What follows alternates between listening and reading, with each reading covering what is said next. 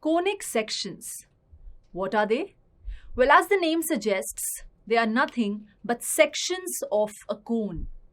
Yes, when you have a double cone and you slice it using a plane, what you obtain are plain simple curves called conic sections or conics. So what did you understand? Intersecting a double-sided right circular cone with a plane at different orientations generates a variety of two-dimensional curves called conics. But before I give you a visual treat of how these conics are created, let's quickly spend some time in understanding a few prerequisites. See, consider a fixed line L and also another line M intersecting it at point V, making an angle alpha with it. Okay, so the scene is that the line M is hinged with the line L at point V. Mind it, L is a fixed line. It's not allowed to move. M, on the other hand, is a movable line. Now, what you are supposed to do is flick the movable line M. What did I say? Flick the movable line M.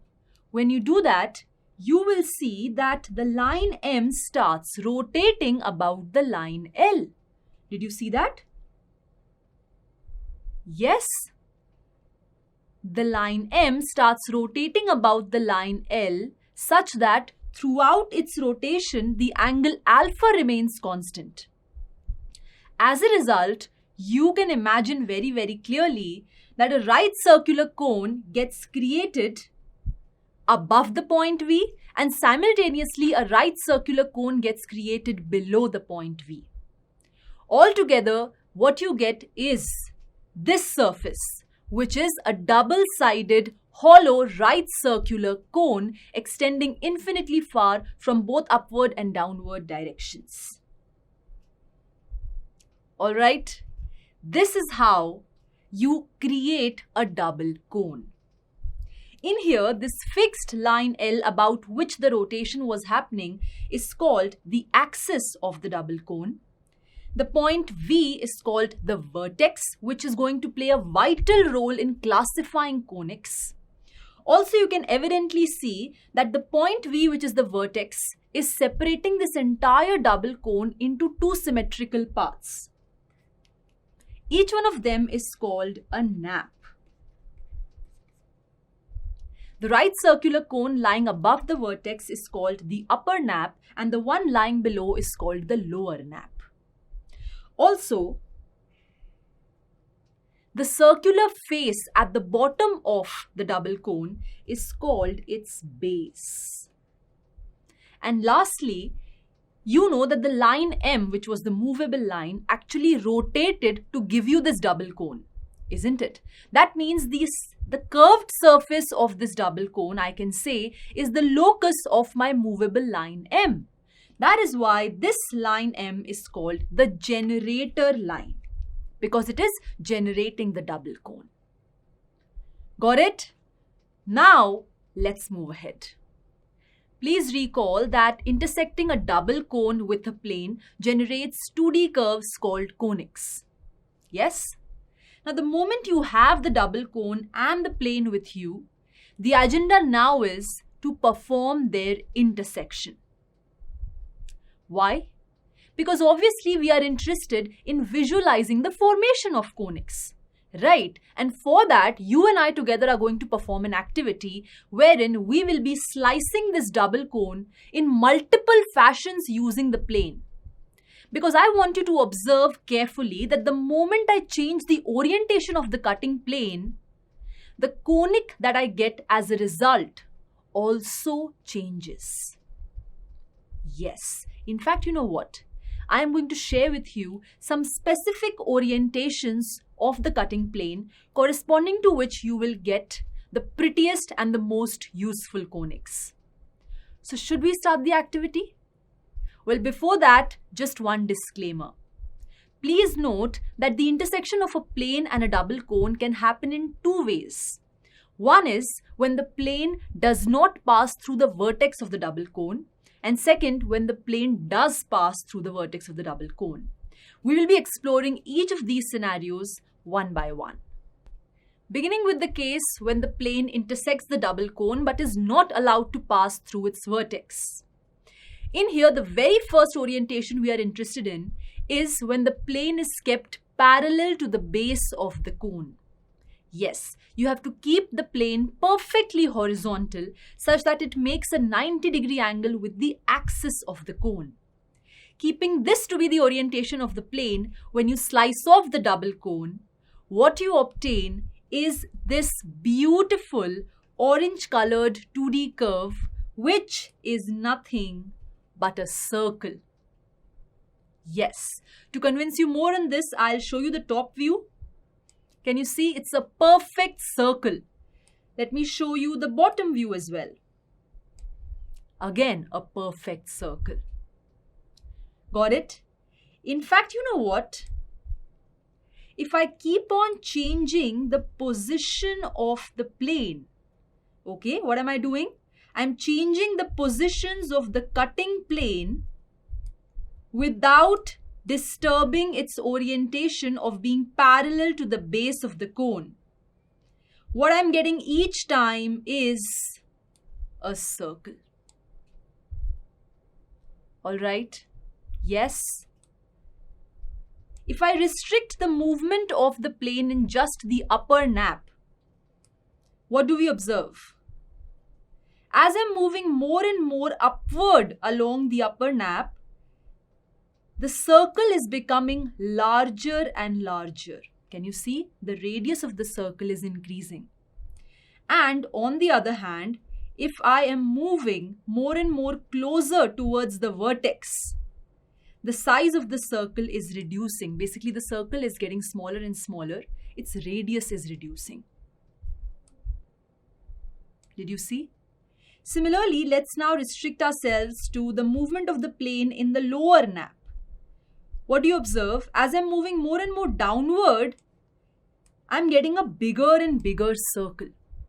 And as I am moving my cutting plane more and more closer towards the vertex, what I'm getting is a smaller circle. But all in all, the major takeaway from here is that no matter what the position of the cutting plane is, as long as the orientation is that it is kept parallel to the base of the cone, it will always end up giving you a circle. Do you get it? Yes. Now, one little disclaimer before I move ahead. In order to obtain a circle, the cutting plane was entirely cutting across one single nap at a time. Either just the upper nap or just the lower nap. Keep this in mind. Okay? The next orientation we are interested in is when the plane is no more parallel to the base but is slightly tilted, slightly slant to the base of the cone. You know, something like this. Keeping this to be the orientation of the plane, when you slice off the double cone, what you end up getting is this vibrant colored two-dimensional curve, which is nothing but an ellipse. Can you see that? It's a wonderful ellipse. You know, it's like when the plane was parallel to the base, you were getting a circle. The moment you tilt the plane a little, the circle gets distorted. Okay, it kind of gets stretched, and what it gives you is a ellipse. Okay, I'll show you the top view. Can you see it's no more a circle? It's an ellipse. Similarly, the bottom view also you can see. It's an ellipse, kind of a stretched circle. Yeah? Now, let me do something. I'm going to keep the orientation of the plane exactly the same, but let me vary the positions. Let me vary its positions. Can you see? Each time I am varying the position of the cutting plane, keeping its orientation to be the same, which is slightly tilted to the base of the cone, I am getting the same conic ellipse each single time.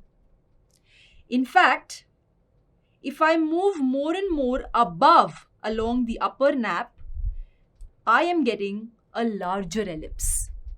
And as I move my cutting plane more and more closer towards the vertex, the size of the ellipse reduces.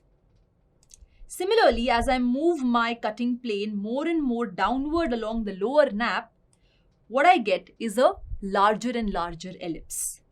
And as I move my cutting plane more and more towards the vertex, I am going to get a smaller ellipse. Did you see it? All in all, the major takeaway from here is that as long as you are keeping the orientation of the cutting plane to be slightly tilted to the base of the double cone, their intersection is going to always end up giving you an ellipse. Understood? Now, the disclaimer, just like in the case of circles we saw, exactly same disclaimer prevails here as well.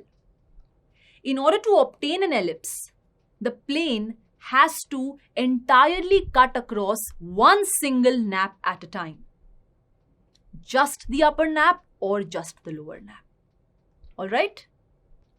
The third orientation is this, when the plane is kept perfectly parallel to the edge of the cone. Keeping this to be the orientation of the cutting plane when you slice off the double cone, what you end up getting is this beautiful red colored two-dimensional curve, which you all know is a parabola. You've seen it multiple times in the quadratic equations chapter, so you are familiar with its figure. It is a parabola. Can you see it? It's so wonderful. In fact, you know what? Now what you do is, you keep on changing the position of the cutting plane. Let's do that. See, I'm not going to disturb the orientation of the plane. I'm just keeping the same orientation and changing the positions of the cutting plane. You can see each time I am getting the exact same conic parabola. Can you see that? Yes? Okay. So the takeaway from here is that no matter what the position of the cutting plane is, as long as its orientation is that it is placed parallel to the edge of the double cone, their intersection will always end up giving you the conic parabola. And again, the disclaimer which existed in circle, in ellipse also prevails in parabola. What does it say? In order to obtain a parabola, the plane should entirely cut across one single nap at a time, either just the upper nap or just the lower nap. Alright? So till now we are through with three conics, circle, ellipse and parabola. And in all these three there was one thing common. In order to generate them, the plane was supposed to entirely cut off a single nap only, either just the upper or just the lower. Now, in my fourth and the last orientation, for the first time, I am going to keep my plane in such a way that when it slices off the double cone, both the upper and the lower nap get intersected simultaneously. You know, something like this. In doing so, the curve that you obtain looks like this. Can you see that? It's an open curve having two branches. It's called a hyperbola. Each of these branches are called the arms of the hyperbola. Mind it, it's not two opposite facing parabolas which are getting combined to give you this hyperbola. No. This curve individually is one single curve in itself. It has its own equation, its own set of properties, which we are going to study later on in this chapter. But for now, please keep in mind that as long as my plane is intersecting both the upper and the lower nap, I am going to continue getting a hyperbola. Can you see that? Yes. Now, one thing which is very evident to observe is that the hyperbolas that we are getting are not symmetric hyperbolas. Can you see? The upper and the lower arm are not looking symmetric. If you want to get a symmetric hyperbola, what you are supposed to do is keep the plane such that on slicing of the double cone, yes, it intersects both the naps, but it should also be perpendicular to the base of the cone. Doing so, the hyperbola that you get will be a beautifully symmetric hyperbola. Alright, and with this, we are through with the 4 conics, circle, ellipse, parabola and hyperbola, which fall under the first scenario wherein the cutting plane was not allowed to pass through the vertex of the double cone. Let's now enter and explore the second scenario wherein the cutting plane is allowed to pass through the vertex of the double cone. Now in here, I'm going to use the same 4 orientations.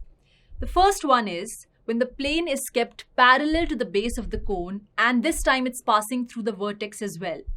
So the intersection that you get is this singular orange colored point that you can see. Yes. Moving on to the second orientation, when you tilt the plane a little. Can you see that? I have tilted the plane and I have made it to pass through the vertex. What is the intersection you are getting? It's a singular green colored point that you can see here.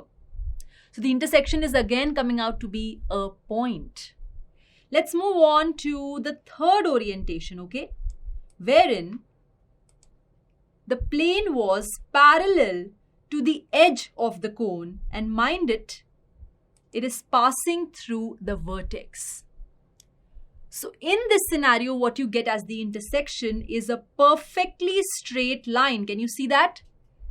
You get a perfectly straight line, which many books also describe as 2 coincident lines. So you can either say a single straight line or 2 coincident lines is what you get in this case. Moving on to the fourth orientation, when the plane has to intersect both the naps and also is supposed to pass through the vertex. What this gives you is this. Can you see? These are a pair of intersecting straight lines. Okay? Did you understand? So as long as the plane is passing through the vertex and is also intersecting both the naps of the double cone, you will get a pair of distinct straight lines which are intersecting at a single point. So with this, we are through with our discussion of the 3 conics which are generated when the plane passes through the vertex of the double cone. They are a singular point, a single straight line or 2 coincident lines, and a pair of intersecting lines.